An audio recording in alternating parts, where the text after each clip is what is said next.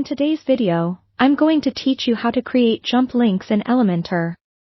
Jump links are a fantastic way to enhance user experience by allowing your visitors to quickly navigate to specific sections of your page. They're especially useful in longer articles or pages with a lot of information. To start, make sure you have your Elementor editor open and are ready to edit the page where you want to add jump links. First, let's identify the section you want your jump link to scroll to. Once you've identified this section, click on the section that you'd like to target, and you'll see the panel on the left-hand side of your screen. In this panel, click on the Advanced tab, and here, you're going to see a field labeled CSS ID. This is where you'll name your target section.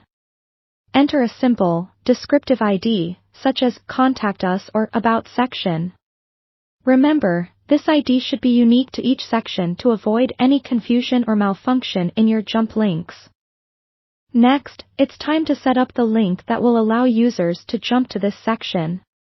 Navigate to the section or element on the page where you'd like to place your jump link. This could be a button, a piece of text, or an icon. Select the element and head over to the link settings in the Elementor panel. When entering the URL, make sure you begin with a hash symbol followed by the CSS ID you just created.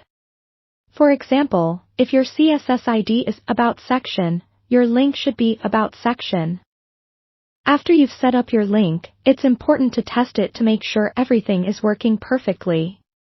Preview the changes you've made by clicking the Preview Changes button at the bottom of your Elementor panel. This action will open a new window showcasing your web page. Click on your jump link to verify that it correctly takes you to the designated section. As a tip, if you find that your jump links are scrolling too far, it may be due to sticky headers or menu bars at the top of the page. To adjust for this, you might want to add some padding at the top of the target section to ensure nothing is obscured when arriving via the jump link. If you're working with deeply nested elements, remember to double-check your selections to make sure the ID and link match precisely. Consistency is crucial here. And that's it. You've successfully created a jump link in Elementor. By following these instructions, you'll be able to create seamless navigation within your website, improving user experience and content accessibility.